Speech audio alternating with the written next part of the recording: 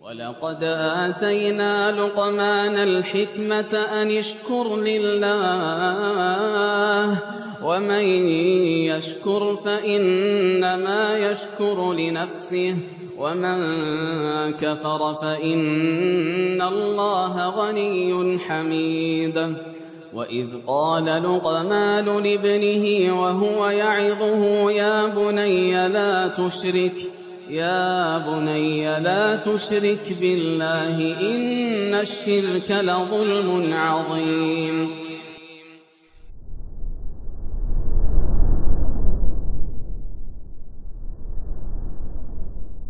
بسم الله الرحمن الرحيم. السلام عليكم ورحمة الله وبركاته.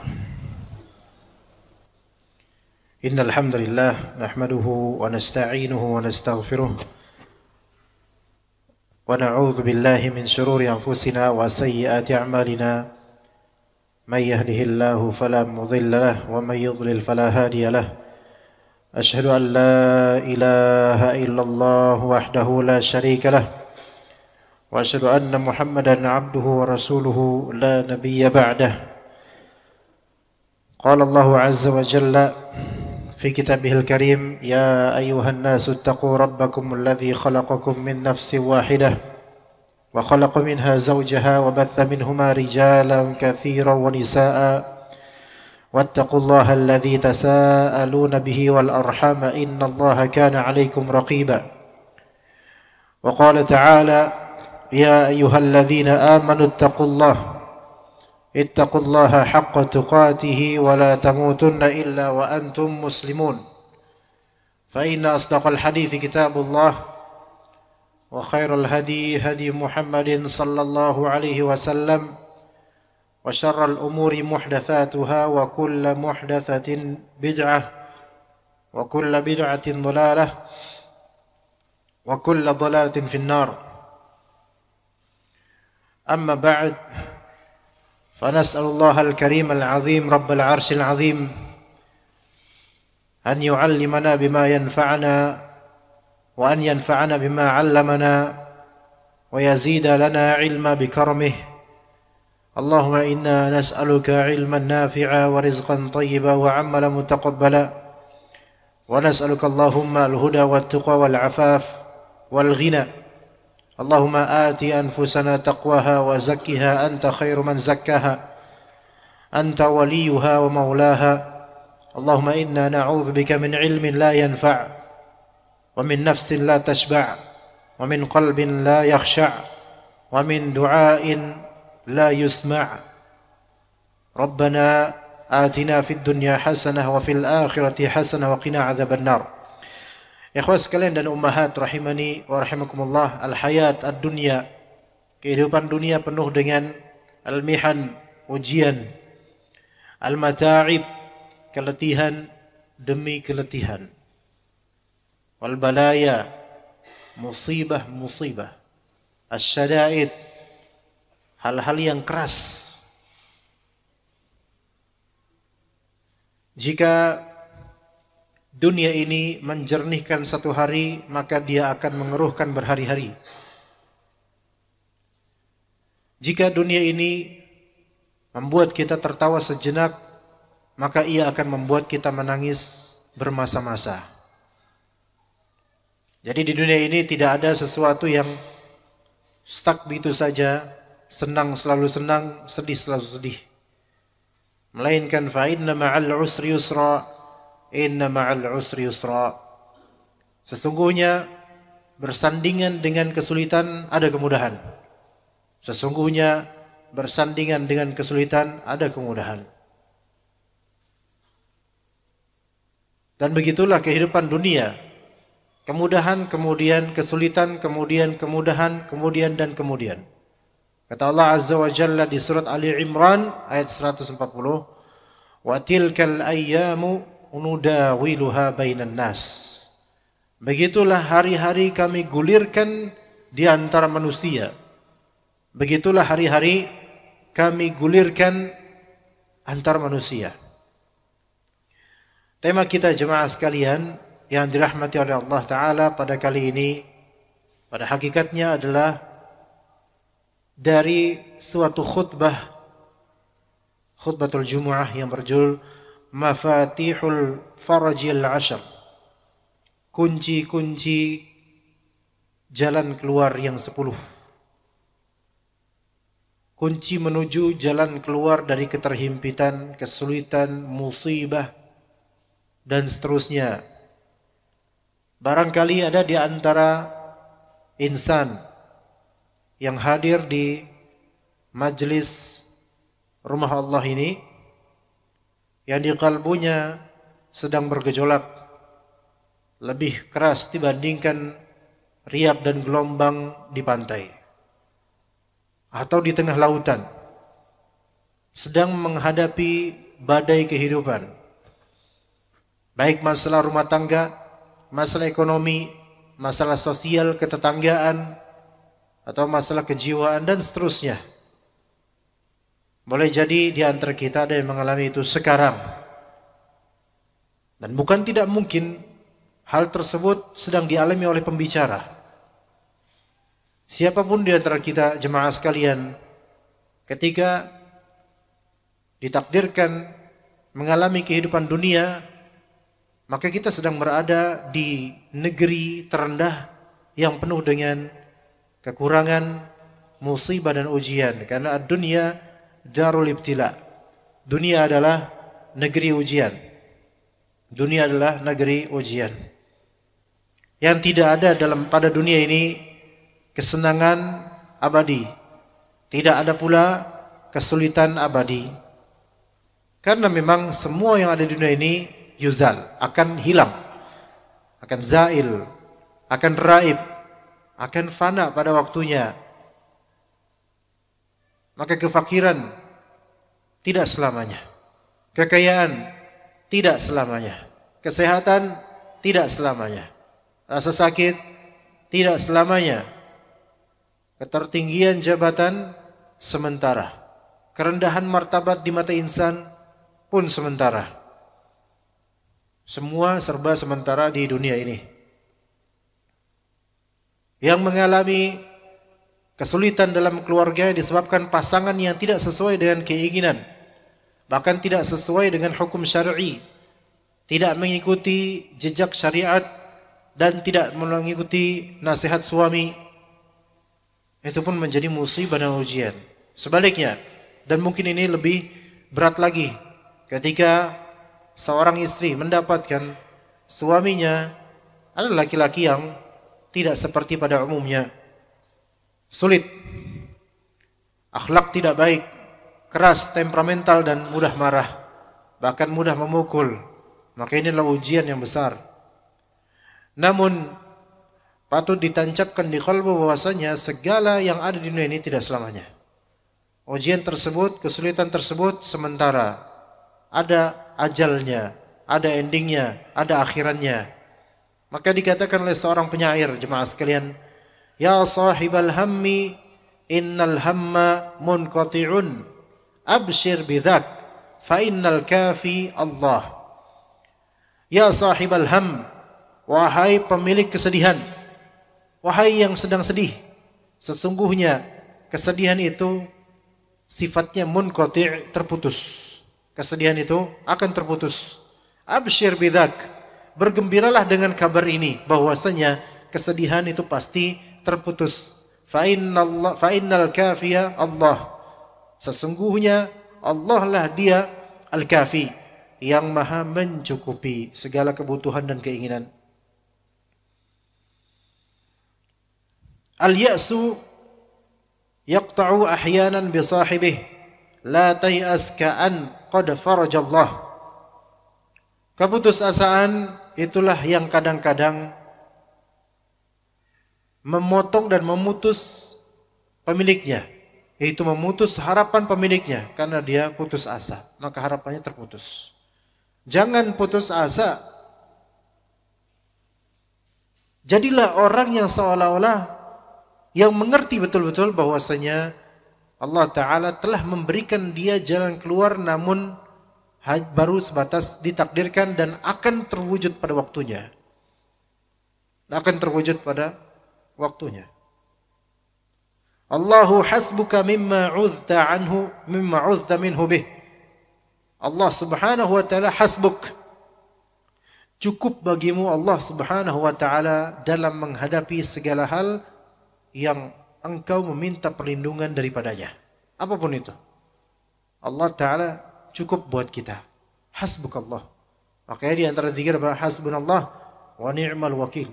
Ni'mal maula wa ni'mal nasir. Hasbunallah, cukup bagi kami Allah. Dan sebaik-baik zat yang patut kita bertawakal padanya. Ni'mal maula, sebaik-baik sebaik-baik pelindung. Wa ni'mal nasir, sebaik-baik penolong. Itulah Allah. Di antara doa zikir pagi petang, hasbiyallahu la ilaha illa huwa alaihi tawakkaltu. Ya, cukuplah bagiku Allah Ta'ala. Tiada yang berhak disembah melainkan Allah. Padanya lah aku bertawakal. Taib. Maka prinsip-prinsip yang patut betul-betul ditegakkan oleh seorang muslim, terutama ahlus sunnah, dalam menyikapi keterhimpitan, kesusahan, ujian dan seterusnya dalam hidup ini, atau kuncinya disebutkan di dalam khutbahnya ada 10. Ada 10. Kita akan bahas satu persatu insyaallah ta'ala untuk 1 jam ke depan. Dan semoga setelah itu jika ada pertanyaan boleh disodorkan. Dan semoga Allah ta'ala mudahkan kita untuk menjawabnya jika kita memiliki ilmunya. Jika tidak, maka kita serahkan kepada Allah. Baik, ada 10 kunci yang semoga pembicara dan juga penyimaknya bisa memanfaatkan, mengilmui dan juga mengamalkannya. Kunci yang pertama, jemaah sekalian. Kunci yang pertama adalah bertakwa kepada Allah. Bertakwa kepada Allah. Bertakwa kepada Allah, wahai hamba Allah. Dalam segala keterhimpitan, kesulitan. Menjaga diri dari azab Allah. Jangan menambah-nambah azab dengan menerjang batasan-batasan Allah. Jangan menambah azab dengan menerjang batasan-batasan Allah dalam masa ujian seperti ini. Itu berarti mengakumulasi azab di atas azab lagi. Maka bertakwalah kepada Allah Ta'ala. Karena takwa merupakan kunci terbesar yang tiada halangan antaranya dengan Allah Subhanahu wa Ta'ala. Yang dengan ketakwaan janji Allah Subhanahu wa Ta'ala terwujud. Sebagaimana di surat At-Talaq ayat 2 sampai 3. At-Talaq ayat 2 sampai 3. Oke, di surat At-Talaq ini kan ada surat At-Talaq tentang talak ya, tapi ayat ini Allah Ta'ala katakan di surat tersebut, wa may yattaqillaha yaj'al lahu makhraja wa yarzuqhu min haitsu la yahtasib. Ayat ini sangat-sangat magnificent untuk bapak rumah tangga. Terutama ya, ini untuk seluruh insan Saudara, tapi kalau direfleksikan ke bapak rumah tangga, ayat ini harus setiap hari kita dengungkan di hati. Wa may yattaqillaha yaj'al lahu makhraja wa yarzuqhu min haitsu la yahtasib. Dan barang siapa yang bertakwa kepada Allah, maka Allah akan jadikan buat dia apa? Makhraj, makanul khuruj, yaitu way out, jalan keluar dari kesulitan ini. Syaratnya apa? Bertakwa kepada Allah Ta'ala. Wa may yattaqillaha yaj'alhu makhraja. Itu satu, jalan keluar dia akan dapatkan. Wa yarzuqhu min haitsu la yahtasib. Dan akan Allah Ta'ala rizkikan dia dari arah yang dia tidak sangkakan. Karena rizki itu tidak mengikuti logika. Rizki itu mengikuti apa? Jalan takdir. Dan takdir tidak diatur logika. Tapi takdir diatur oleh Allah Subhanahu wa taala. Ikhtiar sih ikhtiar silahkan. Tetapi rizki tidak diatur logika, itu aja. Silahkan ikhtiar. Namun rizki Allah yang atur. Maka jangan pernah mengandalkan ketentuan rizki dengan logika kita. Ada kalanya tidak lulus S1, hanya SMA, tetapi rezekinya lebih banyak daripada doktor bahkan. Dan betapa banyaknya seperti itu. Maka rezeki diatur oleh Allah melalui takdirnya. Ikhtiar silahkan sesuai logika. Tetapi rezeki Allah yang tentukan. Baik. Wa yarzuqhu min haitsu la yahtasib. Jadi dengan sebab takwa kepada Allah, jalan keluar dapat, rezeki Allah jamin. Rezeki Allah jamin. Maka keterpurukan sebagian suami akan masalah rezeki, obatnya adalah ayat ini. Wa may yattaqillah, takwa dulu. Dan jangan merasa kenyang dengan ketakwaan, melainkan hauslah akan ketakwaan, laparlah akannya selalu. Dan merasalah bahwasanya kita belum seberapa takwanya, sehingga jalan keluar Allah berikan. Dan selain itu juga jangan tergesa-gesa menunggu jawaban dari Allah Subhanahu wa taala, karena Allah pasti menjawab jika kita tulus dan bersungguh-sungguh. Wa may yattaqillaha yaj'al lahu makhraja wa yarzuqhu min haitsu la yahtasib. Berkata Ibnu Katsir rahimahullah, sekaligus beliau mendefinisikan dan menjabarkan maksud dari takwa. Ay wa man yattaqillaha fima amarahu bih. Itu barang siapa yang bertakwa kepada Allah perihal apa? Perihal perintah Allah Ta'ala. Amalan diperintahkan, dia bertakwa dengan mengamalkannya. Wa taraka ma nahahu anhu, dan meninggalkan apa yang Allah Ta'ala larang. Yaj'al lahu min amrihi makhraja wa yarzuqhu min haitsu la yahtasib. Maka Allah akan berikan buat dia untuk urusan dia ini jalan keluar. Pasti ada. Dan Allah rezekikan dari arah yang tidak disangka. Ai min jihatin la takhtur bibalih. Yaitu rezekinya datang dari arah yang tidak pernah ada di benaknya sebelumnya. Kok bisa dari arah sini? Ya. Sebagian orang tua memiliki anak gadis yang salihah, jarang keluar rumah. Dan karena dengan itulah secara logika merasa jodohnya susah karena tidak dikenal oleh siapapun. Pun kalau keluar hanya ke kajian dan pulang tidak kongkow di mana-mana, tidak kelas. Tidak ada yang mengenalnya kecuali teman dekatnya paling atau keluarga dan kerabat. Kalau dipakai logika, ini mau nikah sama siapa ini akhwat ini? Maka timbullah mulai kegusaran baik dirinya maupun kedua orang tuanya. Mau menawarkan ke fulan tapi malu karena tidak sesuai tradisi kita nawar-nawarin anak gadis kita misalnya. Tapi perlu ikhtiar ya, namanya wali, seorang bapak, carikan jodoh buat anaknya, jangan diam doang, carikan jodoh yang saleh buat anaknya. Maka bertakwalah. Bertakwa kemudian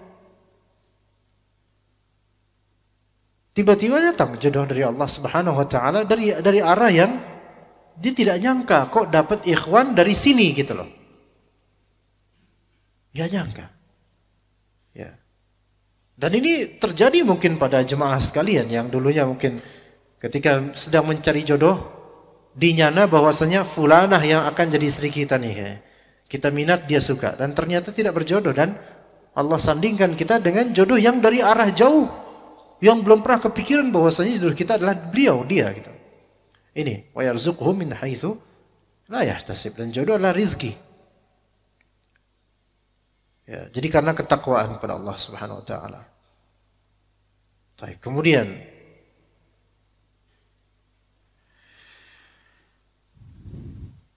Wa yarzuqhu min haitsu la yahtasib, itu janji yang kedua dari Allah setelah wa yaj'al lahu makhraja. Yaj'al lahu makhraja. Jalan keluar dan juga rezeki dari arah yang tidak kita sangka-sangkakan disebabkan terketahuan. Maka peganglah janji Allah ini. Peganglah janji Allah dan jangan menjajal.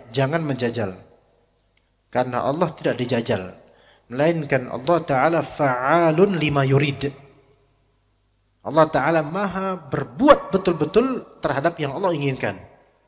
Jadi Allah itu bukan zat yang patut kita coba-coba. Maka bertakwalah bukan karena pengen coba-coba. Bertakwalah bukan karena pengen menguji atau ngetes Allah. Tapi bertakwalah karena kita butuh Allah dan butuh kasih sayangnya, butuh jalan keluar darinya, butuh rezeki dari arah yang tidak kita sangkakan. Itu, jangan pernah menjajal Allah. Karena kita tidak mungkin mengetes Rabbul Alamin, tapi Rabbul Alamin lah yang menguji kita selalu. Taib, itu yang pertama dari manhaj atau kunci segala kegalauan. Yang kedua, at-tawakkulu 'ala Allah. Bertawakal kepada Allah Subhanahu wa taala. Bertawakal kepada Allah Subhanahu wa taala. Barang siapa yang bertawakal kepada Allah, maka ketahuilah bahwasanya Allah Taala akan mencukupinya, memperkaya dia, membuat orang ini merasa tidak butuh untuk meminta-minta kepada manusia pada waktu sulit. Maka mizan dan derajat atau neraca tawakal kita kepada Allah bisa dilihat di seberapa minta-mintanya kepada manusia. Maka semakin sering kita meminta kepada manusia, maka terlihat derajat yang rendah dari tawakalnya.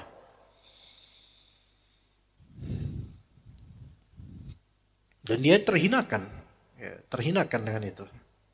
Kata Nabi SAW dalam hadis yang sangat masyhur, "Lau annakum tawakkaluna 'ala Allahi haqqa tawakkulih, la razaqakum kama yarzuqu at-tayra taghdu khimasan wa taruhu bitana." Barang siapa atau seandainya kalian bertawakal kepada Allah,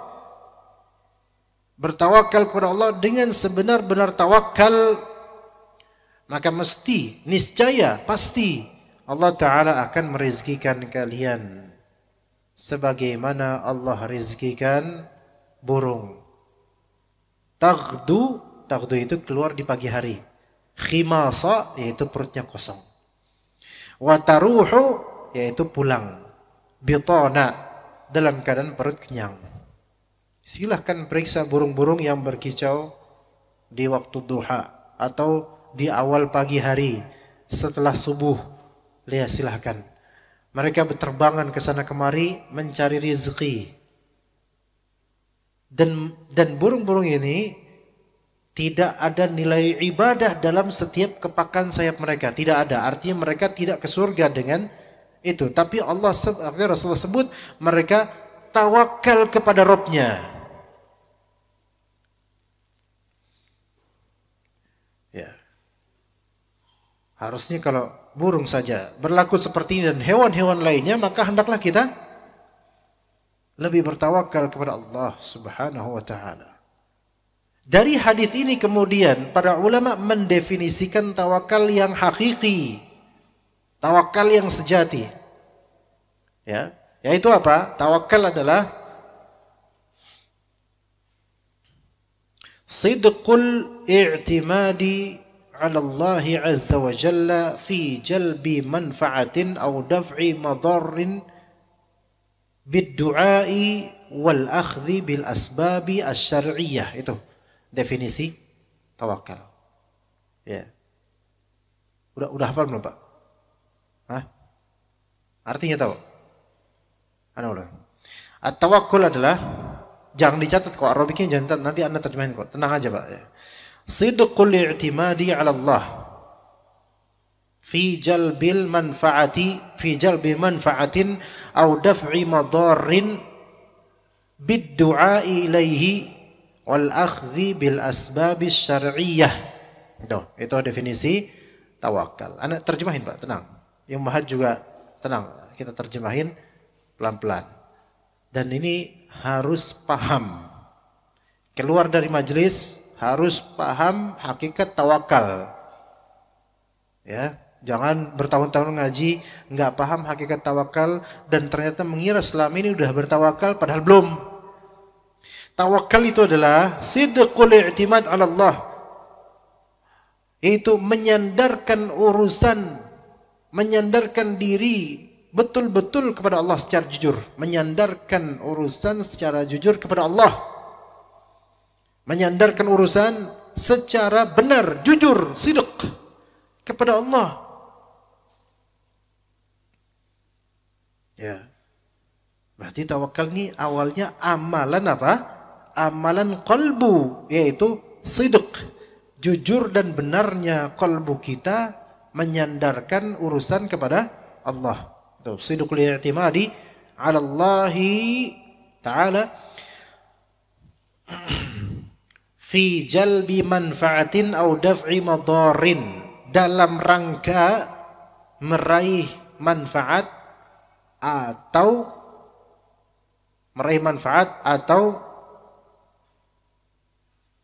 menjauhi madarat. Bisa menjauhi atau menghilangkan, terserah. Fi jalbi manfaat, yaitu dalam mengais atau meraih manfaat atau menjauhi atau menghilangkan madarat. Karena hidup kita itu cuman cari manfaat atau jauhi madarat, itu harusnya. Nyari duit, nyari rezeki ini apa? Jalbil manfaah, sekaligus menghindari madarat kefakiran.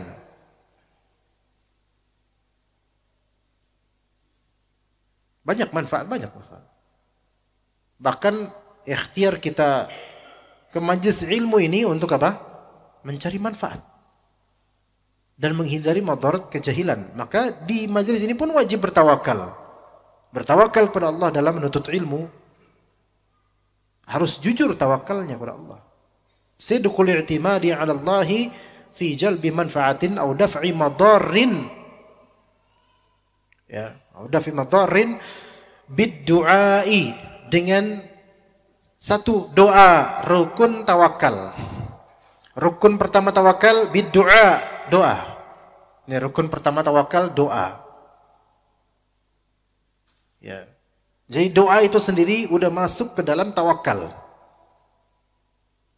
Dan doanya juga harus benar. Wal akhdhi bil asbab syar'iyyah, rukun kedua, dan menempuh sebab-sebab syar'i menuju apa yang antum inginkan. Dan kedua, menempuh faktor atau sebab syar'i. Maksudnya faktor atau sebab syar'i apa? Yaitu hal-hal yang dibolehkan atau dianjurkan oleh syariat untuk kita lakukan dalam menggapai maslahat atau menghindari madarat. Ya, yaitu hal-hal yang apa? Faktor atau tadi sebab syar'i kita tempuh, yaitu apa? Sebab syar'i itu apa? Yaitu hal-hal yang diperbolehkan atau dianjurkan oleh Islam untuk kita tempuh. Begitu. Itu namanya al-akhdh bil asbab. Ya, menempuh sebab-sebab yang diperbolehkan oleh syariat untuk kita tempuh supaya menggapai maslahat atau menghilangkan madarat atau menghilangkan atau menjauhinya. Itu hakikat tawakal. Ya, jadi tawakal apa? Sidqul i'timadi 'ala Allah fi jalbi manfaatin aw daf'i madarin bid-du'ai wal akhdhi bil asbabi asy-syar'iyyah. Itu bahasa Arabnya. Indonesianya Indonesia udah tercatat di kitab-kitab antum. Maka tawakal itu yang paling pertama membutuhkan apa? Sisi i'timad 'ala Allah, yaitu bersandar dan menyerahkan urusan kepada Allah. Dan namanya tawakal kan berarti kan antum ada keinginan. Imma keinginan antum untuk meraih suatu manfaat atau keinginan antum untuk menghilangkan suatu madarat, itu tawakal. Dan caranya tawakal itu dengan 2 rukun dan tidak boleh satu saja. Yaitu doa, minta sama Allah, iyyaka nasta'in. Dan yang kedua ikhtiar. Maka doa tanpa ikhtiar bukan tawakal yang benar. Ya. Doa tanpa ikhtiar itu bukan tawakal yang benar itu. Itu pasrah dan pasrah terhadap takdir dan tidak mau usaha, itu mah itu mutakasil, orang pemalas seperti itu. Enggak mau mengambil sebab atau menempuh faktor. Sebaliknya, orang yang apa? Orang yang ikhtiar tanpa doa, orang yang ikhtiar tanpa doa itu apa? Mustakbir. Apa mustakbir? Sombong. Jadi, ana ulang. Orang yang doa saja tanpa ikhtiar itu mutakasil. Orang yang ikhtiar saja tanpa doa itu mustakbir. Orang yang doa dan ikhtiar itu mutawakil. Ya. Bisa tahu kaidahnya kan? Ya. Orang yang doa saja, doa terus, tapi enggak mau usaha, itu mutakasil. Yaitu apa? Pemalas. Ya Allah, saya pengen lulus ya Allah, tapi enggak mau belajar. Pemalas ini. Ya Allah, berikanlah saya rezeki. Enggak mau kerja, enggak mau nyari duit. Pemalas. Kecuali kalau beruzur kayak lumpuh atau apa, ya enggak susah. Tapi kan sekarang bisa dagang online. Ya, atau jadi marketer ya. Orang yang kedua tadi, orang yang ikhtiar saja tanpa doa itu mustakbir. Itu sombong. Dia merasa bisa mengandalkan diri, sombong dia. Ya, ini sombong, mustakbir an ibadati, sombong doa terhadap doa pada Allah Ta'ala. Dan yang ketiga apa itu jemaah? Menjamak semuanya. Orang yang berdoa sekaligus ikhtiar, ini yang disebut mutawakkil. Orang yang bertawakal. Bagaimana dengan orang doa enggak, ikhtiar enggak? Ini majnun, ya. Ya, doa enggak, ikhtiar enggak, ya orang gila. Ya orang gila, karena orang gila enggak merasa butuh apa-apa, khalas. Baik. Nah, jemaah sekalian, masih di poin kedua dan wah semoga waktunya cukup ya. Karena ini penting semua, ikhwan. Masih di kedua. Ikhwan sekalian, semakin terhimpit Anda, semakin tawakallah Anda untuk menunjukkan kepada Rabbul Alamin sebegitu kadar iman Anda. Semakin terhimpit. Contohlah para sahabat radhiyallahu anhum yang Allah wartakan di surat Ali Imran 173. Alladzina qala lahumun nasu innan nasa qad jama'u lakum fakhshawhum fazadahum imana wa qalu hasbunallahu wa ni'mal wakil. Itu contoh nih. Para sahabat ini di peperangan ditakut-takuti. Alladzi qala lahumun nas, orang-orang musyrikin menakut-nakuti. Innan nas, orang munafikin menakut-nakuti. Innan nasa qad jama'u lakum. Hati-hati wahai muslimin. Ada banyak pasukan kaum musyrikin yang mereka itu telah berkumpul untuk menyerang kalian. Fakhshawhum. Maka kata orang munafikin ini, fakhshawhum, takutlah kalian wahai orang muslim, nakut-nakutin. Apa? Bagaimana sikap orang muslim kemudian? Fazadahum imana, malah tambah imannya. Jadi orang beriman itu semakin terhimpit, semakin terpojok, semakin terdampar, semakin ditakut-takuti, malah semakin tinggi imannya, semakin ke langit, semakin ke Allah. Dan apa kata mereka? Hasbunallah wa ni'mal wakil. Cukup bagi kami Allah. Iya, dan sebaik-baik zat yang patut kita bertawakal padanya. Gitu itu mukmin jemaah. Iya. Jadi kalau misalnya ada yang menakut-nakuti kita, hal yang sebenarnya wallahu alam itu takdir Allah kalaupun terjadi, maka harus tawakal, semakin pererat tawakal kepada Allah Subhanahu wa ta'ala. Istri misalnya diancam sama suaminya yang tidak bisa menjaga lisan. Sebagian suami itu lisannya itu enggak punya kendali dalam masalah-masalah kalimat talak. Mengancam ini, mengancam itu, mengancam talak, mengancam lapor, mengancam dan seterusnya. Kamu kalau misalnya kayak gini, saya talak kamu nanti kalau misalnya kayak gini. Ya. Istri kan merasa terpojok. Waduh, ini enggak boleh, itu enggak boleh. Maka apa yang perlu dilakukan istri ketika ini? Ikutilah para sahabat Nabi itu. Ketika diancam, ditakut-takuti oleh suaminya, fazadahum imana. Tambahkan iman Anda kepada Allah Ta'ala. Lihat betapa lemahnya manusia ini. Ya, nakut-nakutin. Dan katakanlah, hasbunallahu wa ni'mal wakil. Gitu, benar. Ya, jadi suami bilang, kamu kalau misalnya melangkah aja ke sini, saya talak kamu. Saya benci sama kamu. Awas kamu. Kalau misalnya kamu kayak gini, wah, dia ancam-ancam. Maka kata istrinya, hasbunallah wa ni'mal wakil. Cukuplah bagi saya Allah. Dan Allah lah sebaik-baik zat yang bisa kita bertawakal padanya. Taib yang ketiga menghadapi segala problematika untuk menuju jalan keluar, yaitu al-iktsar minal istighfar. Memperbanyak istighfar. Memperbanyak istighfar. Dan ditunjukkan oleh Allah Subhanahu wa taala bahwasanya istighfar itu memiliki banyak faedah. Makanya kata sebagian salaf begini, innal qur'ana yadullukum ala da'ikum wa dawaikum. Sesungguhnya Al-Qur'an menunjukkan kepada kalian, Al-Qur'an memberitakan kepada kalian penyakit-penyakit kalian serta obat-obatnya. Betul. Ya, Al-Quran dan Sunnah sebenarnya. Al-Quran dan As-Sunnah. Pokoknya dalil, hadis, Quran, Sunnah itu menunjukkan pada kalian penyakit kalian wahai manusia serta obatnya. Ya. Dibongkar penyakit manusia di Al-Quran dan hadis. Namun dipupuk pula di Al-Quran dan hadis obat-obatnya.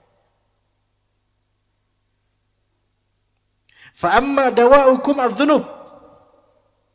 Astagfirullah. Fa'amma da'ukum adz-dzunub. Salah satu huruf.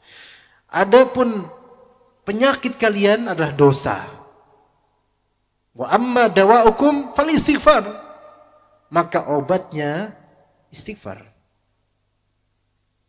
Di Al-Quran disebutkan banyak dosa-dosa manusia. Dan obatnya disebutkan dalam Al-Quran di surat Nuh ayat 11-12. Nuh ayat 11 sampai 12. Faqultu astaghfiru rabbakum innahu kana ghaffara. Maka aku katakan, kata Nabi Nuh, aku katakan kepada kaumku, istaghfiru rabbakum, istighfarkan kepada Rabb kalian, sesungguhnya Allah Ta'ala Maha Pengampun. Maka efek dari istighfar itu apa? Yursilis samaa 'alaikum midrara. Allah Ta'ala akan mengirimkan untuk kalian hujan dengan begitu derasnya. Itu karamah dan rahmah. Wa yumdidkum bi amwali wa banin. Dan akan Allah bentangkan untuk kalian harta-harta dan juga anak-anak. Kedua ini kan harta dan anak ini perhiasan duniawi jemaah. Allah bentangkan itu sebab apa? Istighfar. Makanya sebagian ulama mengatakan yang menginginkan punya anak banyak-banyak istighfar.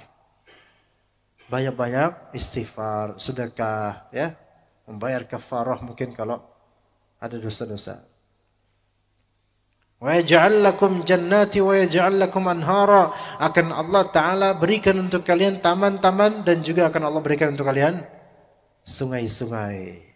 Lihat, ini karamah dengan sebab istighfar. Ibnu Abdul Hadi rahimahullah, muridnya Syekhul Islam Ibnu Taimiyah, dalam kitab Al-Uqud Ad-Durriyah Beliau bercerita, saya pernah mendengar Syekhul Islam Ibnu Taimiyah bercerita. Kata Syekhul Islam, di pikiranku ada suatu permasalahan atau ada suatu keadaan yang betul-betul aku itu bermasalah di situ. Maka fa astaghfirullah taala alfa marratin au akthar au aqalla. Maka ketika lagi ada masalah pun atau memikirkan suatu problematika, aku pun istighfar kisaran 1000 lebih atau kurang. Pokoknya banyak banget istighfarnya. Istighfar boleh lebih banyak dari 100 ya kawan dalam sehari. Sunnahnya Nabi SAW 70 atau 100. Tapi dilonggarkan karena istighfar ini, karena hadis Nabi SAW, nah ini juga menganjurkan istighfar secara mutlak. Maka boleh lebih dari 100. Setiap saat tafadhal, selama tidak menggugurkan kewajiban atau tidak mengganggu kewajiban. Maka beliau rahimahullah Syekhul Islam rahimahullah, beliau beristighfar sampai 1000 kurang atau lebih, entah berapa. Pokoknya sebanyak-banyak yang beliau bisa. Hatta yanshariha sadri, sampai dadaku kemudian lapang dengan masalah tersebut dan hilang permasalahan. Iya. Dan aku ketika itu lagi di pasar, fisuk lagi di pasar, fil masjid, di masjid, fil madrasah, yaitu di sekolahan atau di tempat belajar. La yamna'uni dzalika minadz-dzikri wal istighfar. Dimanapun aku berada, tidak mencegahku dari zikir dan istighfar ila an anala matlubi, sampai keinginanku kemudian terwujud. Ya, jadi istighfar. Ya. Baik, kemudian kita lanjut ke kunci yang keempat. Kunci yang keempat adalah al-iktsar minas salati ala Rasulillah sallallahu alaihi wasallam, banyak berselawat. Dalam sebuah hadis dari At-Tufail bin Ubay bin Ka'ab, dari bapaknya itu Ubay bin Ka'ab radhiyallahu anhum, Rasulullah SAW kalau misalnya sudah di sepertiga malam terakhir, beliau pun salat. Dan juga pernah berkata, ya ayuhan nas uzkurullaha, wahai manusia sekalian, zikir. Ja'atir rajifatu tatba'uha ar-radifah. Itu tentang kiamat, goncangan demi goncangan di hari kiamat nanti. Ja'al mautu bima fih, kematian akan datang. Maka Ubay berkata kepada Rasulullah SAW, ya Rasulullah, inni ukthiru salata alaika, fakam aj'al laka min salati. Ya Rasulullah, saya ini rajin selawat Allahumma salli wa sallim alaih. Ya. Maka kira-kira berapa enaknya Rasulullah saya berselawat di dalam salat saya? Berselawat di dalam salat saya. Maka kemudian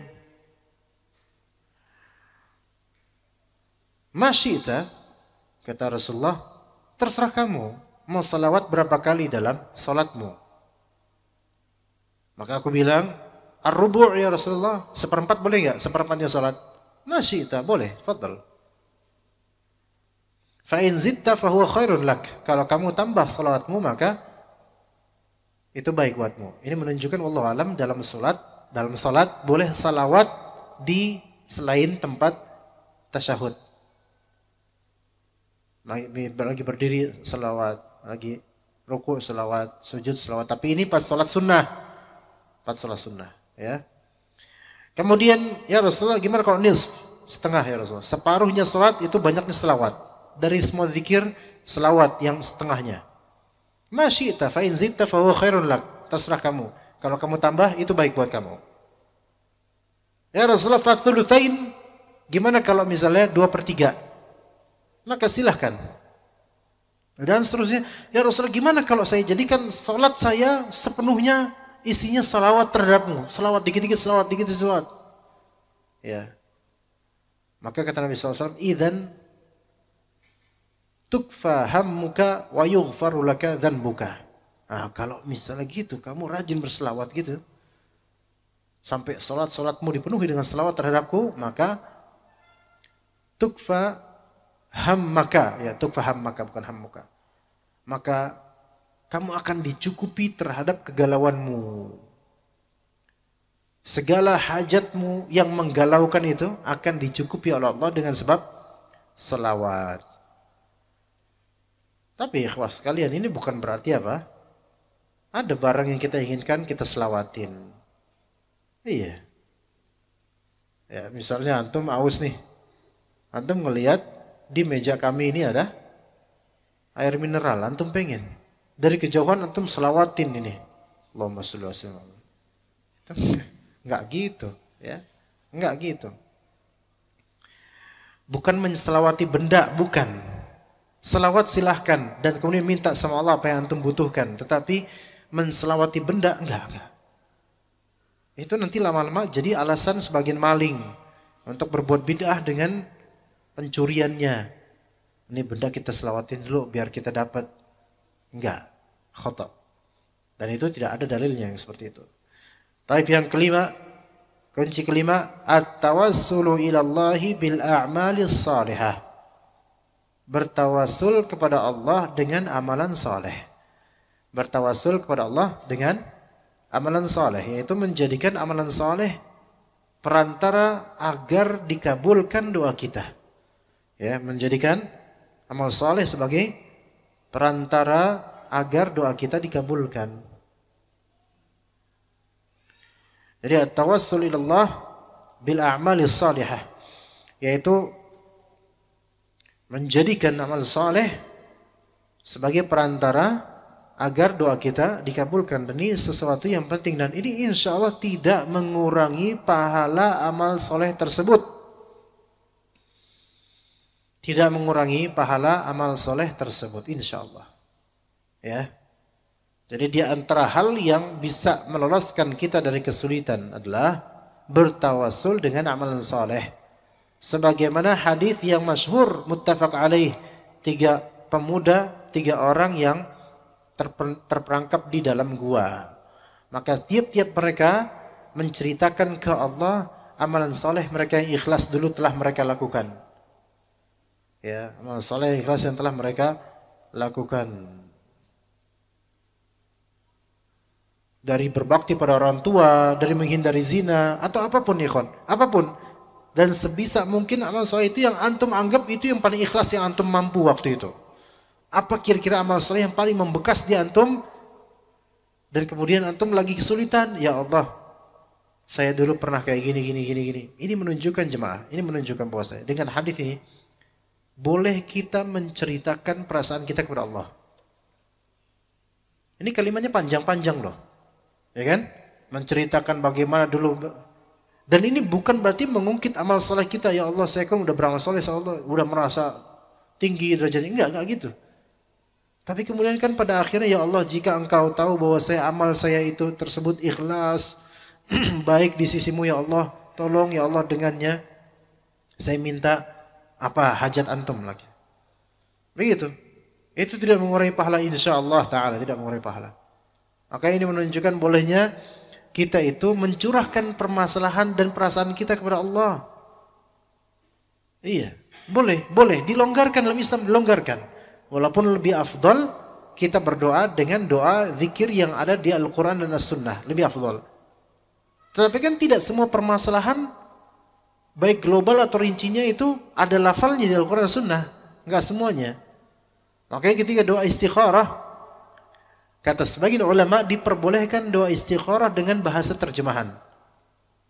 Boleh. Kalau enggak paham bahasa Arabiknya, enggak bisa baca bahasa Arab, pakai terjemahan.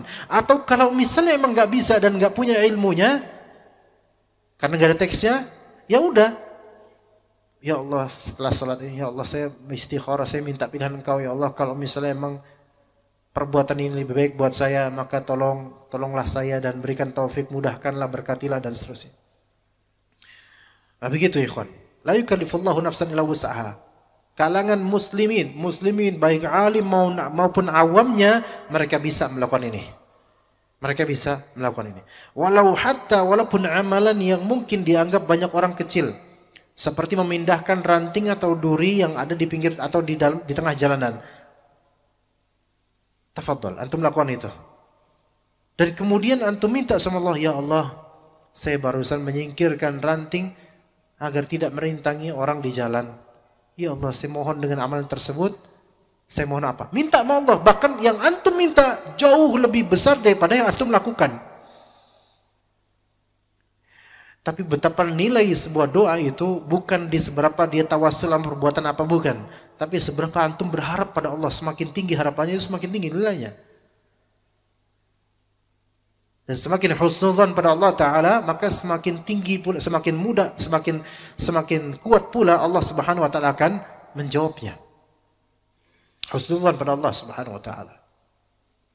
Maka ketika antum menemukan misalnya seekor binatang yang kesulitan, atau memberi makan kepada kucing yang terlantar misalnya, kemudian setelah memberinya makan dan dia lahap makannya dan antum bersyukur dengannya, minta sama Allah sesuatu. Tafadhal. Ya Allah, semoga dengan saya memberi makan kucing ini, ya Allah, mungkin saya punya hajat seperti ini. Saya ingin anak saya belajar di Madinah misal. Fadl. Hatta anak antum ketika itu masih di SMA umum. Ya kenapa? Ya tafadhol kalau misalnya memang mau mendoakan anak seperti itu. Tafadhol. Dan itu tidak mengurangi pahala karena Allah itu karim, ghani. Allah itu maha mulia dan maha kaya. Enggak mengurangi insyaallah. Dan Allah Subhanahu Wa Ta'ala maha pemalu jika hamba sudah menengadahkan tangannya ke langit dan tidak terjawab kecuali nol. Allah malu. Karena Allah maha kaya. Dan tidak ada sedikit pun dari kebakhilan dari Allah Subhanahu Wa Ta'ala. Allah tidak akan mengkhianati hambanya. Dan Allah tidak pernah mengecewakan hambanya dengan jawaban darinya. Karena jawaban dari Allah tidak pernah mengecewakan. Baik, itu apa tadi? Bertawassul kepada Allah dengan amalan saleh. Bertawassul kepada Allah dengan amalan saleh. Ibu-ibu yang mungkin punya anak kecil misalnya, suaminya kerja, mengurusi anaknya, dan kemudian bersabar dengan bawelnya anak. Ya pertama ibu-ibu juga ngajak bahwasanya bawelnya anak ya bawelnya ibunya juga mungkin ya. Tapi ya bawel anaknya, masya Allah. Dan bersabar sampai nangis, ya nak, ya Allah, berhenti nak nangisnya, enggak bisa. Entah karena karakter anaknya atau mungkin karena sakit anaknya atau gimana. Maka kemudian, ya Allah, saya udah bersabar ya Allah, mudah-mudahan dengan kesabaran saya ini ya Allah, saya minta kepada Engkau apa hajatnya. Sebutkan apa permintaannya kepada Allah Subhanahu Wa Ta'ala dengan amalan tersebut. Itu yang keberapa ya, ikhwan? Yang kelima. Kemudian yang keenam, at-ta'arruf 'ala Allahi fir raha. Mengenal Allah di masa senang. Ajib. Mengenal Allah di masa senang. Mengenal Allah di masa senang. Masya Allah. Jangan cuman kenal Allah di masa susah. Tapi kenalilah Allah di masa senang. Dalam hadis yang masyhur sekali di Arba'in Nawawiyah ada. Ya. Hadisnya Abdullah bin Abbas, "Ya ghulam, inni u'allimuka kalimat. Ihfazillah yahfazka, ihfazillah tajidhu tujahaka, wa idza sa'alta fas'alillah, wa idza ista'anta fasta'in billah." Wa'lam anna al-ummata wa'lam annahu law kanat al-ummah law ijtama'a al-ummah ala an yanfa'uka lam yanfa'uka illa bi syai'in qad katabahu lak, dan seterusnya. Dan kemudian ada juga kalimat ta'arraf billahi fir rakha'i ya'rifka fi syiddah. Kenalilah Allah Ta'ala di masa senang, maka niscaya Allah akan mengenalimu di masa sulit. Nah, jadi kenalilah Allah di masa senang. Lagi senang jangan lupa alhamdulillah. Lagi senang jangan tinggalkan sholat. Lagi senang jangan tinggalkan rutinan zikir pagi petang. Jangan zikir pagi petang pas lagi ada hajat saja. Tapi zikir pagi petang utamakan malah pas lagi senang, saking bersyukurnya kepada Allah. Dapat kabar gembira, alhamdulillah. Semakin senang, semakin khusyuk sholatnya. Maka siapa yang mengenal Allah di masa senang, Allah mengenali dia di masa terpuruknya dia. Dan betapa indahnya itu jemaah sekalian. Ketika semua orang tidak ada yang mengenali kita di masa sulit kita, maka kita punya Rabbul Alamin. Yang ketika dulu kita tertawa, kita ingat Allah. Maka sekarang kita menangis, Allah yang mengingat kita. Ajib. Ajib. Ya. Maka berikhtiarlah kita untuk menetralisir masa sulit kita dengan cara apa? Di masa sehat kita bersyukur, di masa senang kita bersyukur. Kenalilah Allah Subhanahu wa ta'ala, selalu kenali Allah. Jangan jauhi majelis ilmu dan salat berjamaah bagi ikhwan laki-laki terutama.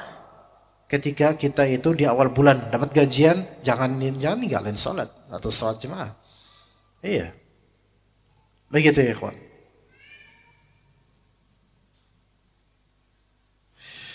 Kemudian yang ke berapa ikhwan? Ke berapa? 7? Hah? Ke 7. Sahih ke 7? Hah? Ke 7 atau ke 8? Ha, Anda menguji aja, ternyata antum mencatat. Iya. Baik.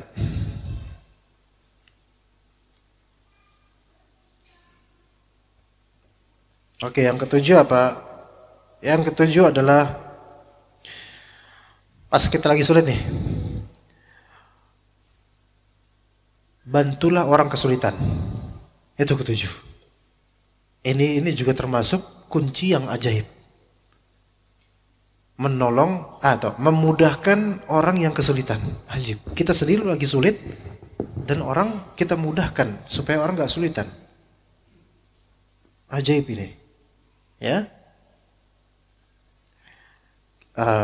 Di balik kunci ini pasti ada balasan yang besar dari Allah. Karena namanya lagi sulit dan memudahkan orang yang lagi kesulitan, itu membutuhkan iman dan juga kesabaran ya kawan. Gak mudah ini yang ketujuh ini.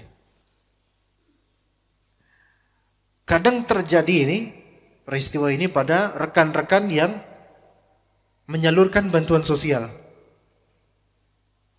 Rekan-rekan yang menyalurkan bantuan sosial baik berupa dana maupun makanan, pakaian, sementara dirinya sebenarnya membutuhkan apa yang dititipkan kepadanya. Kisah yang ajaib itu. Ya. Jadi dia rela menunaikan amanah untuk membantu dan menolong orang yang kesulitan, padahal anak istrinya pun lagi kesulitan di rumah. Tapi ini amanah. Ini bukan punya saya. Maka dia serahkan ke fuqara dan masakin sesuai hak-hak mereka dan sesuai amanah untuk mereka. Dan dia tidak mendapatkan apa-apa kecuali air mata. Tapi di balik itu kalau dia ikhlas, ada hadiah dari Allah. Yakin deh, ada hadiah dari Allah. Seorang istri misalnya dia sedang mengalami kesulitan, yaitu suami yang bakhil. Apa bakhil? Bakhil itu afrit, medit, pelit. Ya, sebagian suami itu lebih pelit daripada kucing yang sedang menerkam makanan. Ya. Insya Allah bukan yang di sini, yang di sono. Ya. Masya Allah. Ketemu suami kayak gini itu bukan hanya istri yang gemes. Ya, jumhur manusia gemes ngeliat yang kayak gini. Ya. Tapi kemudian ada umat lain curhat sama dia. Curhatnya apa? Afwan nih, aduh hari ini aku belum dikasih sama suamiku uang belanjaan. Gimana ya ya? Curhat kayak gitu. Dalam hatinya apa? Sebenarnya nasibmu dengan nasibku itu satu. Ya. Cuman bedanya engkau mengeluh, aku tidak. Masya Allah. Ya udah kata ummahat yang sabar ini, ya udah sabar aja. Diberikan sedekah berupa nasihat. Maka nasihat itu sedekah. Sabar. Enggak menceritakan bahwa dirinya itu bernasib sama. Sabar. Insya Allah ganjaran Allah itu besar. Nanti suami anti bakal jadi soleh insya Allah dan seterusnya. Dia enggak cerita. Enggak cerita apa? Sabar ukht. Bukan kamu aja. Suami saya juga gitu. Oh cerita akhirnya sama-sama mengadu tentang suami masing-masing. Oh ternyata suami kita bersama. Akhirnya bukan hanya kemeditannya yang terbongkar. Banyak kemudian aib suaminya yang tersiar kemudian. Na'udzubillah min dzalik. Tapi kalau dia sabar sambil memberi nasihat, sedekah nasihat, itu kan butuh hati yang lapang itu. Memudahkan untuk orang lain padahal dirinya lagi sulit. Ini yang seperti ini ada hadiah dari Allah. Kata Nabi SAW, Man nafasa an mu'minin kurbatan min kurabid dunya, nafasallahu anhu kurbatan min kurabi yaumil qiyamah. Barang siapa yang menolong seorang mukmin dari kesulitan duniawi, maka Allah akan menolong dia dari kesulitan akhirat. Juga man yassara ala mu'sirin yassarallahu alaihi fid dunya wal akhirah. Catat ini, pahamkan baik-baik. Barang siapa yang memudahkan orang yang lagi kesulitan, maka pasti Allah mudahkan dia di dunia dan akhirat. Bonusnya dunia dan akhirat Allah mudahkan. Jadi justru kuncinya adalah mudahkanlah orang lain, maka Allah akan memudahkanmu. Kata Nabi SAW, Man yakun fi hajati akhihi yakunillahu fi hajatih. Maka barang siapa yang menolong hajat saudaranya, maka Allah akan menolong hajat dia. Iya. Juga dalam hadis lain Nabi SAW bersabda, Man sarrahu an yunjiyahullahu min kurabi yaumil qiyamah falyunaffis an mu'sirin aw yad'anhu. Barang siapa yang pengin diselamatkan dari kesulitan hari kiamat, maka hendaklah dia membantu orang kesulitan atau melunasinya, dilunasin hutang orang yang lagi kesulitan. Maka Allah akan memudahkannya. Wallahu fi aunil abdi ma kana al-abdu fi auni akhi. Allah akan senantiasa menolong hambanya selagi apa? Selagi hambanya itu menolong apa? Menolong saudaranya. Iya. Dan juga ada hadis yang cukup ajaib tapi bermanfaat insyaallah.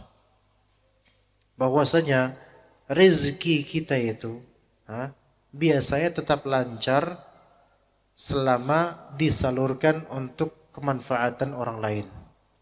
Dalam sebuah hadis Rasulullah SAW bersabda, hadis ini disahihkan oleh Albani atau dihasankan oleh Albani rahimahullah, Inna lillahi ibadan ikhtassahum bin ni'ami limanafi'il ibad.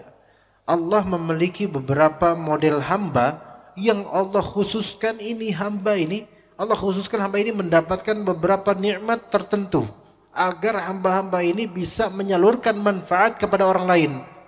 Mungkin kekayaannya, mungkin ilmunya, tapi besarnya atau banyaknya atau berkahnya kekayaan atau ilmunya itu bergantung di seberapa usaha dia dalam memberikannya kepada orang lain. Maka kata Nabi, yuqirruhum fiha ma badzaluha. Nikmat tersebut akan tetap ada selama mereka menginfakkannya. Fa idza mana'uha naza'aha minhum. Kalau mereka stop dari menginfak, maka Allah akan cabut itu harta-harta. Fahawwalha ila ghairihim, dan Allah akan berikan kepada orang lain yang mau bersedekah atau memberi atau membantu. Jadi ada kalanya orang itu diberi kelebihan oleh Allah Subhanahu wa taala harta atau ilmu, tapi Allah titipkan itu supaya buat orang lain bagi-bagi. Dan dengan itu muter terus rezekinya, muter ngalir terus. Dan ketika kemudian stop dari sedekah, tiba-tiba seret rezekinya. Coba, pernah enggak terjadi pada kita? Silahkan jarib nafsak. Yang ke-8, setelah yang ke-7 tadi apa? Tolonglah atau mudahkan orang yang lagi kesulitan. Mudahkan yang lagi kesulitan. Yang ke-8, ud'ullaha ad-du'a muttarin. Berdoalah kepada Allah sebagaimana doanya orang yang kepepet, terjepit. Berdoalah sebagaimana doa orang yang sedang terjepit. Berdoalah kepada Allah sebagaimana doanya orang yang terjepit. Ya, sebagaimana dalam ayat, Amman yujibul mudtarra idza da'ahu wa yakshifus su', An-Naml 62. Siapakah yang menjawab orang yang sedang terjepit ketika dia meminta tolong pada Allah, ketika dia berdoa kepada Allah, dan kemudian Allah Ta'ala menyingkap keburukan itu, kesulitan itu. Ya, siapa lagi? Hanya Allah Subhanahu wa Ta'ala. Coba lakukan sebab-sebab tersebut, yaitu bertadarru' dalam doa, betul-betul kayak orang terjepit, orang yang sangat membutuhkan Allah, tidak ada lagi yang dia butuhkan selain Allah Ta'ala. Jadilah seperti itu. Kemudian ditambah lagi dengan doanya Dzi An-Nun, yaitu la ilaha illa anta subhanaka inni kuntu minadz zalimin. Seolah-olah antum sedang berada dalam kesulitan yang betul-betul masif, yang tidak ada lagi keselamatan kecuali hanya Allah yang bisa melakukannya. Jadilah seperti itu, bertawakal total sama Allah dan katakan la ilaha illa anta subhanaka inni kuntu minadz zalimin. Ya Allah, la ilaha siwak, hanya Engkau ya Allah. Alaika tawakkalna wa ilaika anabna wa ilaikal masir. Pujilah Allah Ta'ala dan jadikan diri ini serendah-rendahnya di hadapan Allah Subhanahu wa Ta'ala. Maka siapa lagi yang akan menolong? Jadi di antara kuncinya adalah berdoalah seperti doanya orang yang sudah terjepit, enggak ada sisi lain lagi yang bisa dia lari darinya. Taib. Yang ke-9, iqamatus shalah. Menunaikan salat dengan segala ragamnya. Menunaikan salat dengan segala ragamnya, karena salat memiliki efek yang ajaib. Salat memiliki efek yang ajaib dalam menyembuhkan segala kegalauan, kesedihan, dan menyingkap segala musibah. Salat memiliki efek yang ajaib terhadap hati musalli, hati orang yang salat. Allah Ta'ala berfirman di surat Al-Baqarah 153, Ista'inu wasta'inu bis sabri was salah innallaha ma'as sabirin. Kalian jadikan penolong kalian apa? Dengan apa? Dengan tariqah atau dengan cara sabar dan salat. Sesungguhnya Allah bersama dengan orang-orang yang sabar. Di surat Al-Hijr ayat 97 sampai 99, kata Allah Subhanahu wa Ta'ala, "Wa laqad na'lamu annaka yadhiqu sadruka bima yaqulun." Kami tahu wahai Muhammad bahwasanya dadamu itu begitu sempit, tersedak dan terdesak dengan sebab perkataan mereka yang mengejekmu, menentangmu. Iya, kami tahu itu wahai Muhammad, kata Allah Subhanahu wa Ta'ala. Jadi wajar ikhwan kalau misalnya dai baper. Itu wajar. Nabi pun begitu. Allah, kami tahu bahwasanya yadhiqu sadruka bima yaqulun, dadamu terasa sempit mendengar omongan-omongan mereka. Tapi apa solusi dari Allah? Fasabbih bihamdi rabbika wa kum minas sajidin. Maka banyaklah bertasbih dan memuji Rabbmu dan jadilah orang-orang yang sujud salat. Wa'bud rabbaka hatta yati'al yaqin. Sembahlah Allah Ta'ala sampai datang kematian. Salat. Iya, padahal itu Nabi loh. Ternyata terkena juga humum dan kesedihan karena apa? Dicerca, dicaci, dihina, direndahkan. Ya, dhiqu sadruka, dadanya sempit jadinya. Salat. Salat. Kuncinya salat. Maka kata Hudzaifah radhiyallahu anhu, kana Rasulullah sallallahu alaihi wasallam idza hazabahu amrun shalla. Rasulullah SAW kalau misalnya ada perkara yang hazabahu, hizib, ada perkara yang memenjarakannya, membuatnya kepikiran seperti nggak ada jalan keluar, maka beliau lantas bergegas untuk apa? Bergegas untuk sholat. Dan suatu ketika Rasulullah SAW berkata kepada Bilal, ya Bilal, arihna bis salat. Wahai Bilal, istirahatkan hati kami dengan apa? dengan sholat. Jadi sholat itu adalah rehat qalbu, penyembuhnya, membuat kita istirahat dari kesedihan, membuat kita ingat Allah dan hari akhir, membuat dunia ini tuh terserasa kerdil, dan bahwasanya apa yang ada pada Allah itulah yang agung, besar dan abadi. Yang terakhir, dan ini sebenarnya asas dari semuanya, asas dari semua kunci, nomor 10, yaitu as-sabr, yaitu sabar. Sabar. Ini sebenarnya asas, tapi diakhirkan oleh penulis. Sabar. Sabar itu kaidahnya as-sabru miftahul faraj. Sabar itulah kunci jalan keluar. Tanpa sabar nomor 1 sampai 9 tadi tidak bisa. Tanpa sabar nomor 1 sampai 9 tidak bisa. Coba aja antum cek aja dah 1 sampai 9. Kalau enggak sabaran enggak bakal bisa antum tunaikan 1 sampai 9. Semuanya enggak bisa. Jadi sabar ini asas untuk semua dari nomor tang yang pernah kita sebutkan tadi. Sabar. Doa pun butuh sabar, ikhwan. Makanya tadi disebut doa. Ya, doa, betul. Butuh sabar. Membantu orang yang kesulitan butuh sabar. Karena kita lagi sulit. Ya. Makanya kata Nabi SAW, wa'alam anna nasra ma'as sabri wa anna al-faraja ma'al karabi wa anna ma'al usri yusra. Ketahuilah bahwasanya kemenangan itu ma'as sabr, beserta dengan kesabaran. Jadi kemenangan dengan sabar itu seperti korin, tanduk, yang mana kalau ada tanduk satu pasti ada satu laginya. Kalau ada sabar pasti ada menangnya. Wa annal faraja ma'al karb, dan sesungguhnya jalan keluar dari kesulitan itu ada beserta dengan apa? Beserta kesulitan itu sendiri. Jadi setiap kesulitan itu akan ada jalan keluarnya. Seperti korin tadi, selalu kemana-mana, berdempetan, selalu kemana-mana, nggak terpisah. Maka kita tinggal percaya apa enggak gitu sama Allah. Ya. Begitu. Ya, jadi itulah 10 dari kunci-kunci kesulitan atau kunci-kunci menuju jalan keluar dari kesulitan. Baik, kita cukup insyaallah untuk materi sampai sini. Apakah ada pertanyaan atau tidak? Baik.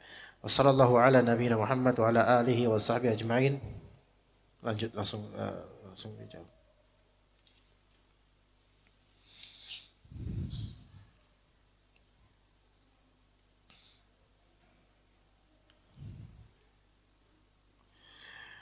Pertanyaan dari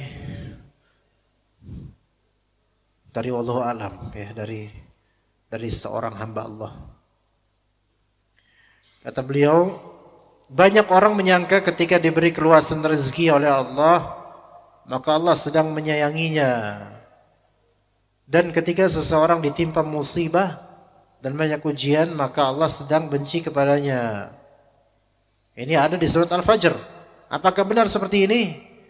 Kata Allah Subhanahu wa taala, "Fa'ammal insanu idza mabtalahu rabbuhu fa'akramahu wa na'amahu fayaqulu rabbi akraman." Manusia itu kalau Allah sedang uji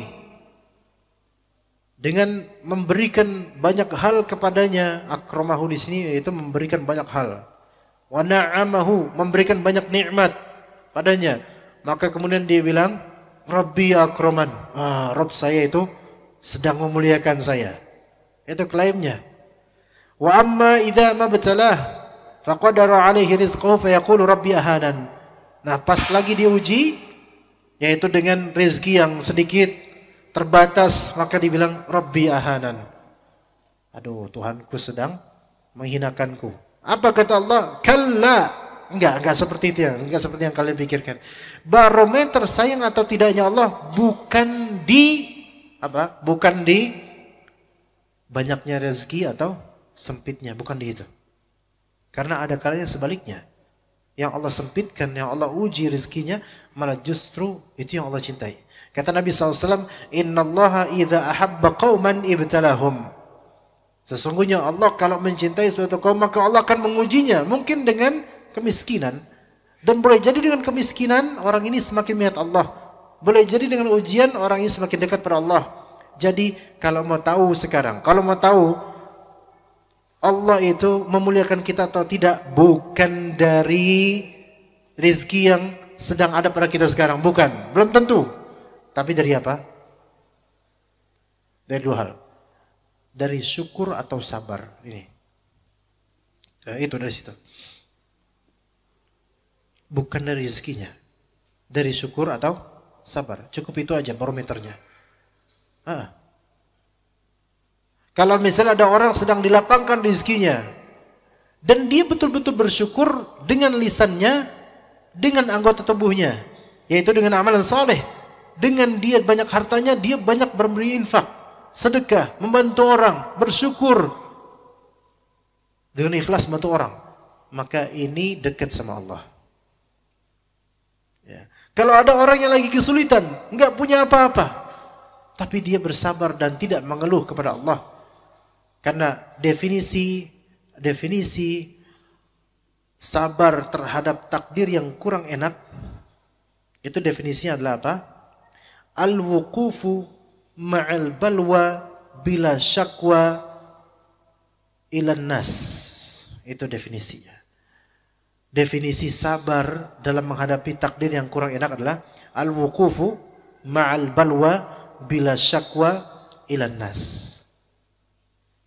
Yaitu bertahan, sabar nih, bertahan bersama dengan ujian tanpa keluhan kepada insan. Itu definisinya sabar terhadap takdir Allah yang mungkin kurang enak di hati kita, seperti kemiskinan. Jadi orang yang menerapkan ini, bertahan dia dengan sabarnya, bertahan dengan ujian ini tanpa keluhan kepada insan, maka ini orang berarti sedang disayang sama Allah. Itu barometernya. Paling ajib adalah tentu apa? Udah kaya, bersyukur pula dan sabar dengan sebagian orang gitu loh. Maka Ibnu Qayyim al-Jauziyah ketika beliau menyebutkan di beberapa kitabnya tentang khilaf di antara ulama, mana yang lebih afdal? Mana yang lebih afdal? Orang kaya bersyukur atau miskin bersabar?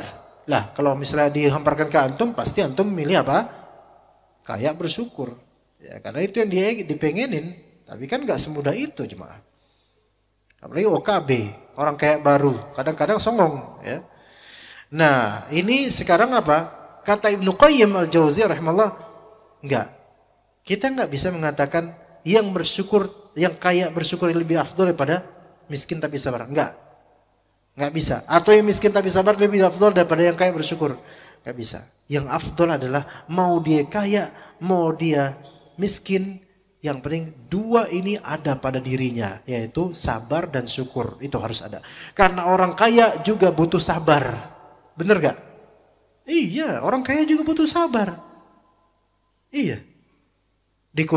Diikutin sama orang miskin. Oh, ngapain ngikutin gua? Ah, ini gak sabar. Ya? Kenapa ketawa? Hah? Pasti ingat seseorang. Gak sabar beneran. Belum sampai derajat itu, belum. Karena orang kaya butuh sabar, beneran. Beneran butuh sabar. Banyak yang minta-minta padanya, itu butuh sabar loh. Untuk menahan lisan kita, lu minta-minta aja loh. Nah, butuh sabar. Kata Allah Subhanahu wa taala, "Ya ayyuhalladzina amanu la tubtilu shadaqatikum bil manni wal adza." Wahai orang beriman, jangan kalian gugurkan pahala sedekah kalian dengan sikap mengungkit dan juga mencela atau nyakitin. Jangan nolong sambil mentung. Nolong tapi nyakitin.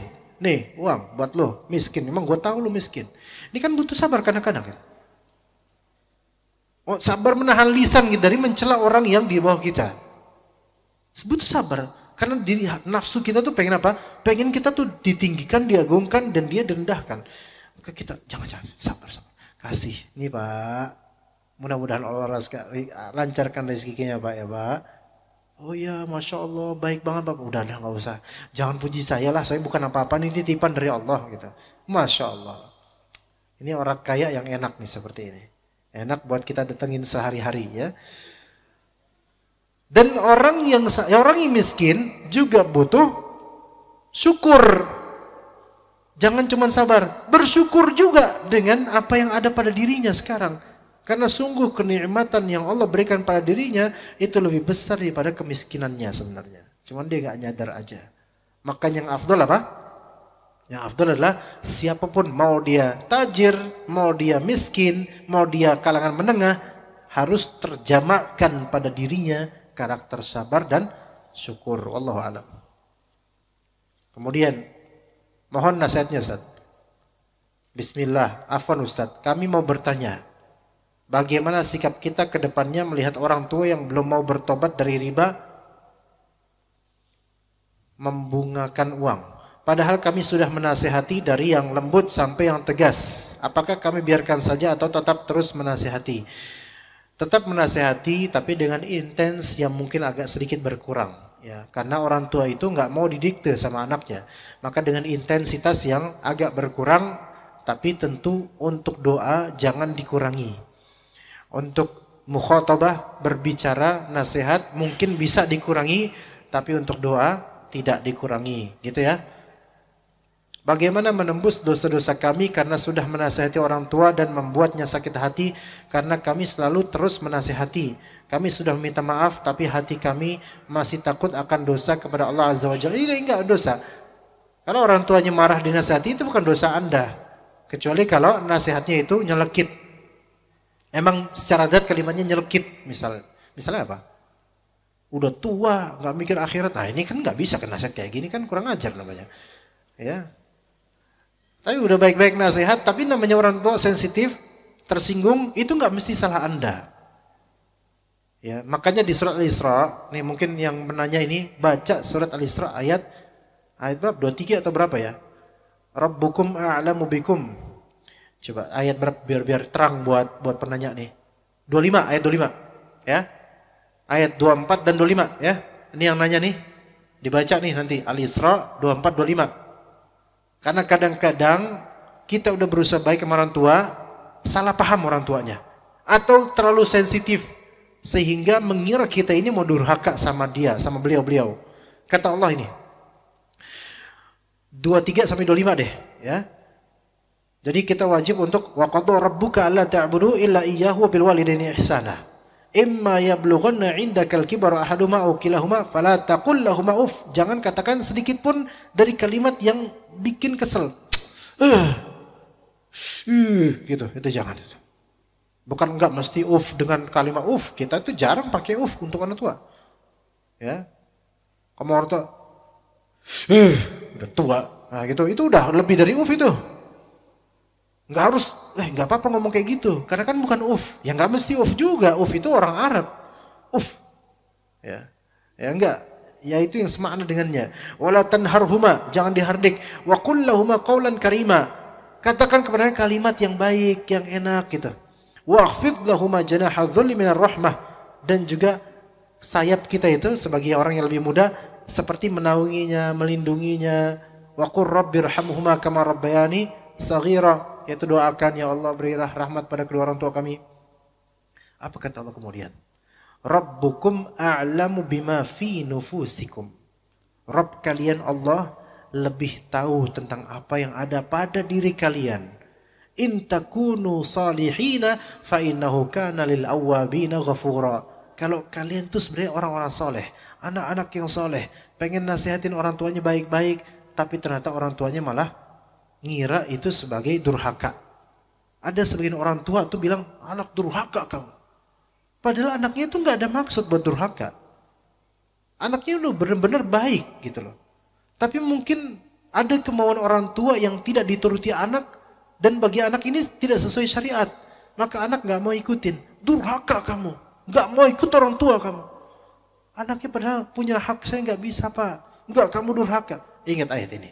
Rabbukum a'lamu bima fi nufusikum.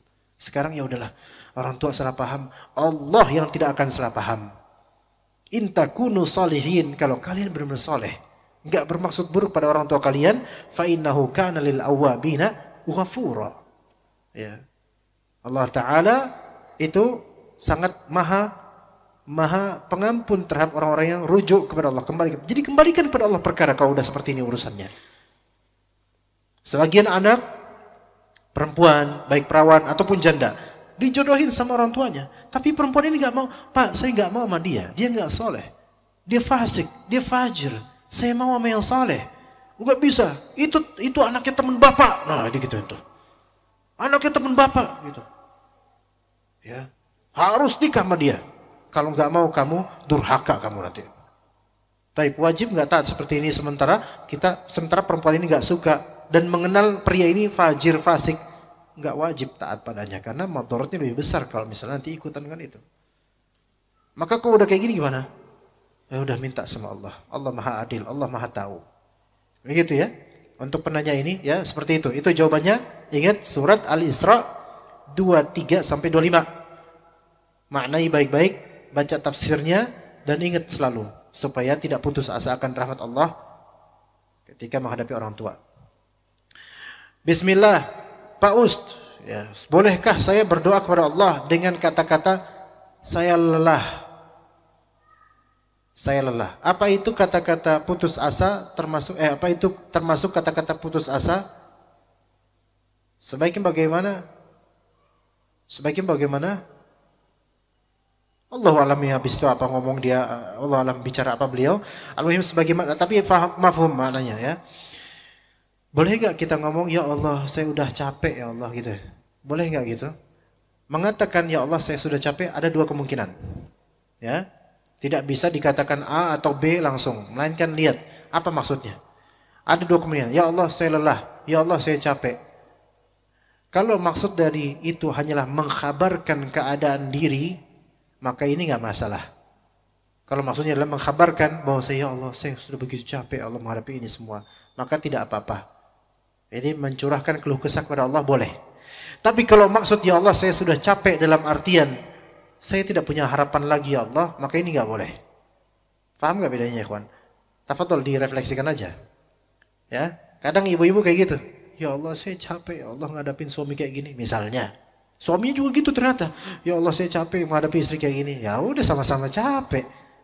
Tidur aja. Ya udah tidur kan. Gampang. Ya. Kalau cuma mengabarkan keadaan diri, keletihan jiwa dan juga badan, boleh. Itu sama pada Allah boleh. Tapi kalau maksud dari Allah saya capek, maksudnya adalah saya sudah tidak punya harapan apapun lagi, nggak boleh. Karena kita punya Allah. Berharap kepada Allah. Allah bisa menuntaskan semua harapan dengan mudah, nggak tanpa kesulitan. Ya gitu ya.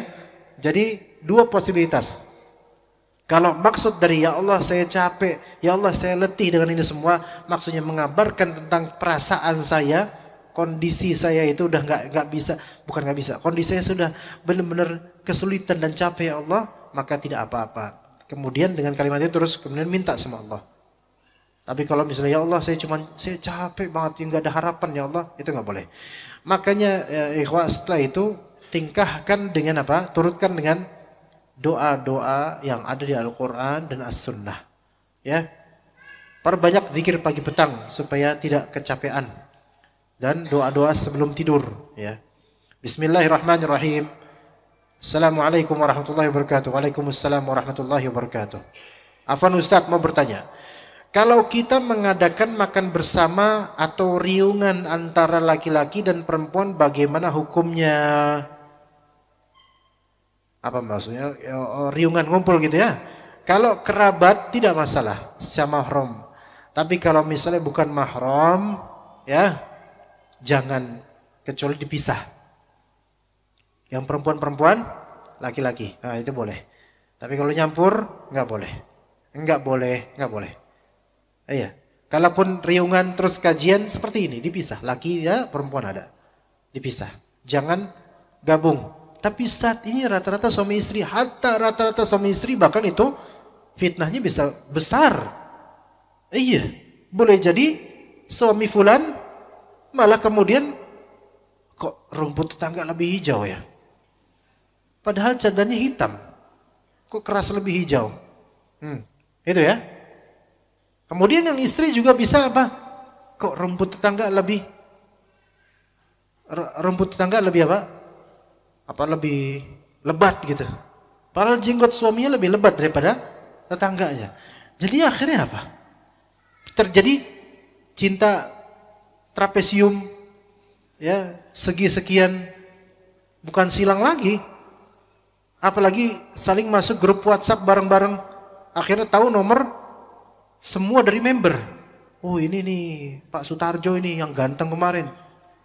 Sementara kan kalau laki-laki nggak pakai cadar, mungkin perempuan pakai cadar, akhirnya terfitnah akhirnya.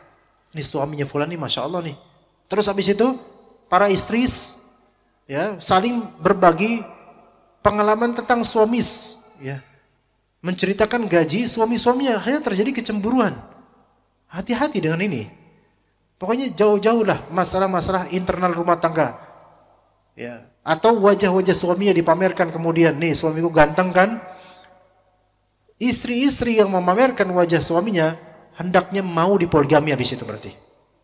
Harus rela dipoligami. Iya, istri-istri yang memajang wajah suaminya dengan bangganya karena gantengnya, royalnya, loyalnya, gagahnya, pekerjaannya, harus siap dimadu karena boleh jadi akan ada yang inbox. Ya. Ukhti afwan, ana tertarik dengan suami anti. Ya. Ya, ayo siap nggak? Siap nggak begitu? Ini kejadian terjadi. Harus siap. Makanya jangan pasang muka suami.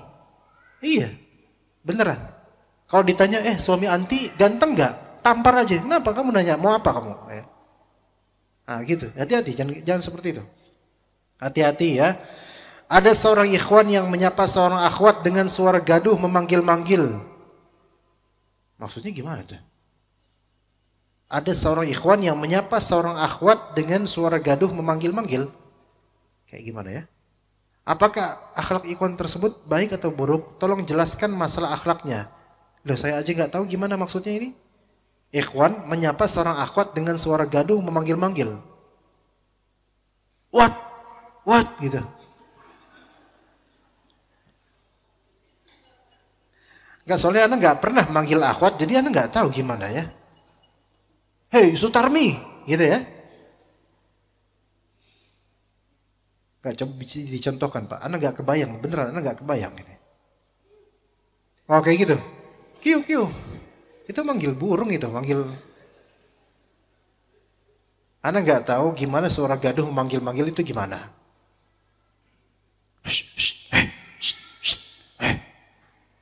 Ini ngusir kecoa. Beneran Ana nggak tahu. Jadi nggak kebayang gimana ikhwan menyapa seorang akhwat dengan suara gaduh memanggil-manggil. Suara gaduh kan seperti suara klakson mobil pas macet, itu kan gaduh ya. Tin gitu. Gimana? Tolong dicontohkan, Pak. Anda nggak tahu. Keras. Oh mungkin ini akhwatnya tersinggung karena keras suara ikhwan ini, manggil namanya. Tadi apa namanya? Sutarmi ya. Hei Sutarmi. Di tengah ikhwan-ikhwan lainnya. Malu ini akhwat. Karena ketahuan namanya Sutarmi. Selama ini menutup namanya dengan Ummu Fulan. Supaya nggak ketahuan nama aslinya. Malu dia. Ini nggak ada akhlak katanya. Tolong jelaskan masalah akhlaknya.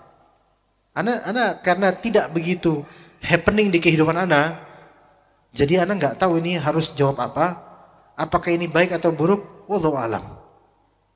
Tapi yang Ana tahu kalau memanggil orang dengan suara keras itu imma karena jauh dan ada kebutuhan, atau karena dia ini orang Badui. Ya, mungkin orang Badui di zaman jahiliyah, jadinya manggilnya keras. Ya, wallahu alam. Ana tidak tahu. Tapi yang afdal adalah memanggil seseorang sesuai dengan panggilan terbaik buat dia. Dan dengan panggilan yang membuatnya ridho. Ya, gitu ya.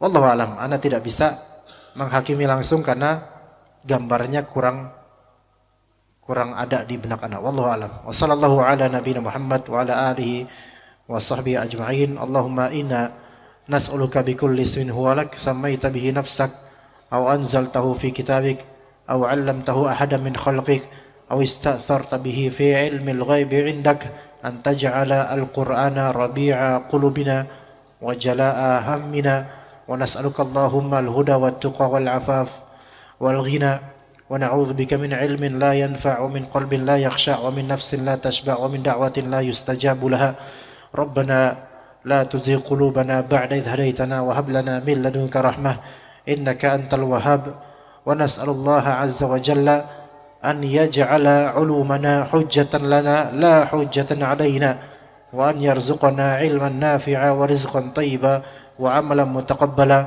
وربنا هب لنا من أزواجنا وذريتنا قرة أعين واجعلنا للمتقين إماما ربنا اجعلنا مقيم الصلاة وذريتنا واجعلهم قرة أعيننا ربنا اغفر لنا ولوالدينا وارحمهما كما ربونا صغارا وصلى الله على نبينا محمد وعلى آله وصحبه أجمعين سبحانك اللهم بحمدك أشهد أن لا إله إلا أنت أستغفرك وأتوب إليك السلام عليكم ورحمة الله وبركاته